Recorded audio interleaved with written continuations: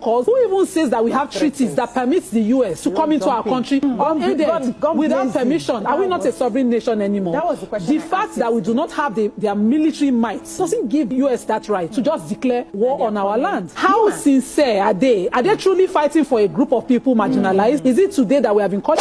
If non-oil revenue is going well, then we have no fear of whatever Trump is doing on the other side.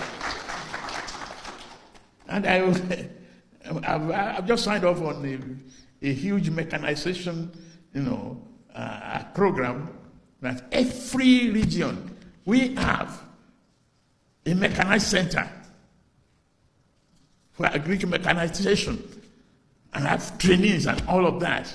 I think Trump is being advised that the Nigerian government is working softly on this issue because President Bola Ahmed Tinubu is a Muslim, because Vice President Shettima is also a Muslim, and that if it were different, they would behave differently. But from where I sit, that is not necessarily the case. Brought this embarrassment to ourselves as a people, that we are being treated as a neo-colony of the United States of America. We cannot even challenge Mr. Trump. How dare you? Where is this hypocrisy coming from? Something unusual is happening behind the global political curtain, something powerful enough to pull the attention of Washington straight toward West Africa. For months, the United States has been whispering, reacting, recalculating. But now, something has changed, something big, something worth billions. And suddenly, Nigeria, Africa's economic engine, has appeared at the center of a growing storm. But why? Why now? And what exactly about Nigeria's massive $20 billion refinery has foreign powers so concerned, so agitated, and so ready to respond? Tonight, we take you into the story they don't want you to hear, because while the world has been busy watching elections, coups, inflation, and wars, a different kind of battle has been brewing quietly beneath the surface. A battle not over ideology, not over borders, but over energy power, global influence, and economic control. And in the middle of it all stands the brand new Dangote Refinery, Africa's largest, a mega-project so huge it can reshape oil supply routes across continents. For decades, major global powers relied on strategic advantages, control of shipping routes, energy alliances, and influence within petroleum-producing countries. But suddenly, a new giant has risen in the Gulf of Guinea. A giant with the capacity to produce 650,000 barrels per day, a giant with the potential to break long-standing monopolies. A giant with the power to shift billions of dollars away from foreign refineries and toward African soil. And this, right here, is where the tension begins, because the rise of this refinery is not just an economic story, it's a geopolitical earthquake. At the very moment Nigeria is trying to secure a stronger role in global energy markets, the United States is undergoing its own dramatic political shift. A new wave of protectionist policies, promises to restore industry, and growing pressure to defend national economic interests has reshaped the country's approach to global competition. In this climate, every foreign economic challenge, real or perceived, is treated as something to confront, and guess what? The Dangote Refinery is now being whispered about inside international oil circles as one such challenge. Think about it. If Nigeria becomes the primary supplier of refined fuel to West Africa, Central Africa, and even parts of Europe, what happens to long-standing global influence in the region? What happens to foreign fuel exports? What happens to oil companies that, for decades, benefited from African dependence on imported petroleum? They lose money, they lose power, they lose strategic control. And that is why attention is shifting. But the story goes even deeper. Behind the scenes, several lobbying groups have already begun raising alarms about Nigeria's refinery, arguing that it could disrupt established interests. Some analysts warn of a growing energy independence wave across Africa where countries reduce reliance on foreign petroleum and begin refining their own. Nigeria is the first domino. If this refinery succeeds, others will follow. And the more Africa refines at home, the less it depends on refineries abroad. And that is a trillion-dollar shift. Now imagine this: influential voices in global energy politics begin discussing Nigeria in strategic briefings. Some question future deals, others raise concerns about shifting markets, and some hint at hidden forces working against established economic structures. It wouldn't be the first time this has happened. Whenever global power starts to shift, tensions rise. So the question becomes, is Nigeria the next flashpoint in the global energy struggle? Here is what many people don't realize. Whenever a major African nation becomes economically stronger, especially in an industry traditionally dominated by Western and Middle Eastern powers, the entire balance of global influence begins to shake. The oil refining market is not just business, it is politics, it is leverage, it is territory. And suddenly, Nigeria has built a fortress on that territory, a refinery so large that Saudi Arabia, India, Europe, and the US are watching closely. This is where the hidden part of the story begins. Behind closed doors, analysts are already predicting that the Dangote refinery could redirect over 20 billion worth of petroleum flows in just a few years. That's not simply a national victory, it is a global rebalancing. A rebalancing that the world's strongest economic players may not welcome, because this refinery does more than produce fuel, it produces influence, it gives Nigeria bargaining power in international deals like never before, it gives West Africa a real path toward fuel independence. And it gives African nations a reason to rethink their reliance on foreign petroleum systems. That's why global think tanks are uneasy, that's why oil giants are paying attention, and that's why the world's most powerful economies quietly or loudly are beginning to turn their focus toward Lagos. But the biggest question remains. If Nigeria's refinery becomes strong enough to redraw the energy map, who stands to lose the most? Who stands to gain the most? And how will world powers react when Africa starts controlling its own fuel destiny?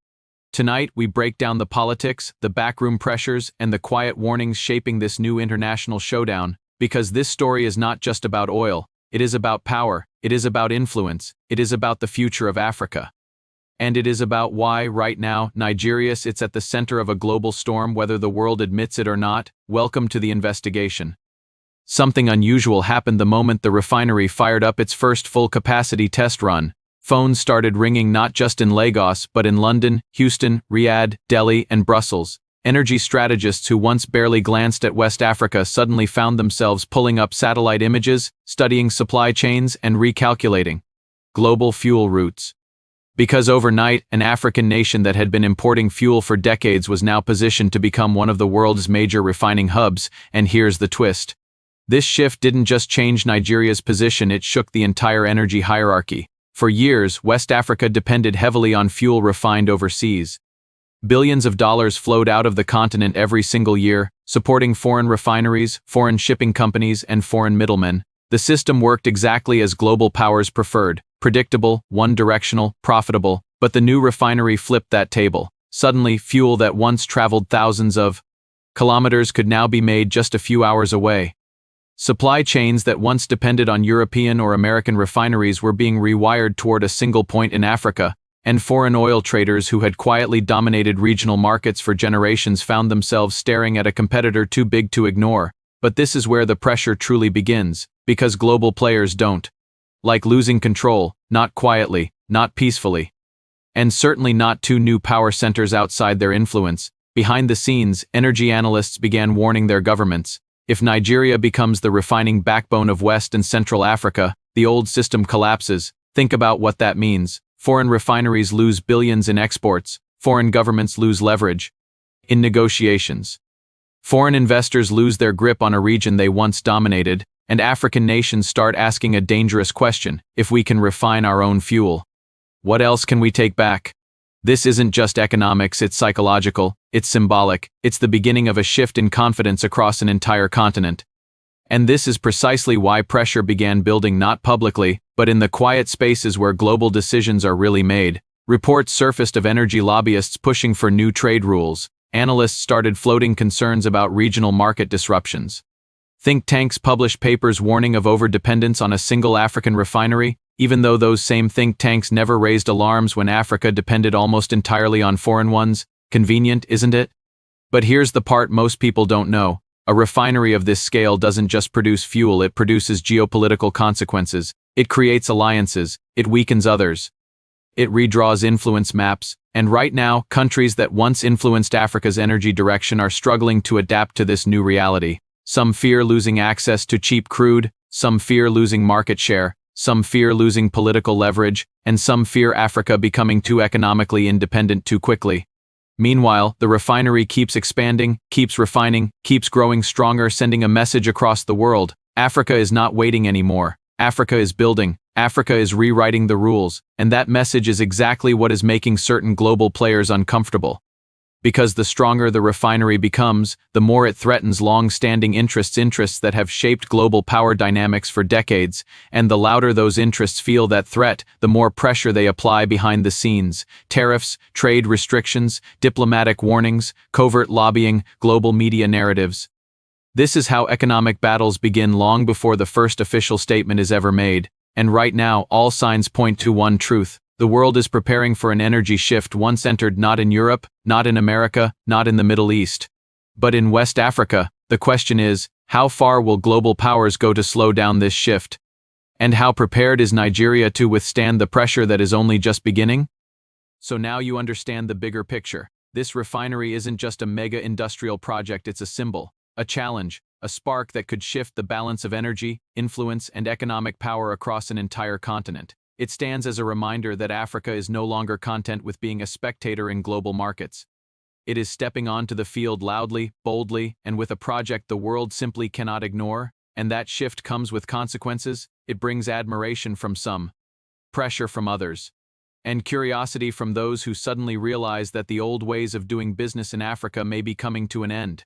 Make no mistake, what happens next will determine far more than fuel prices.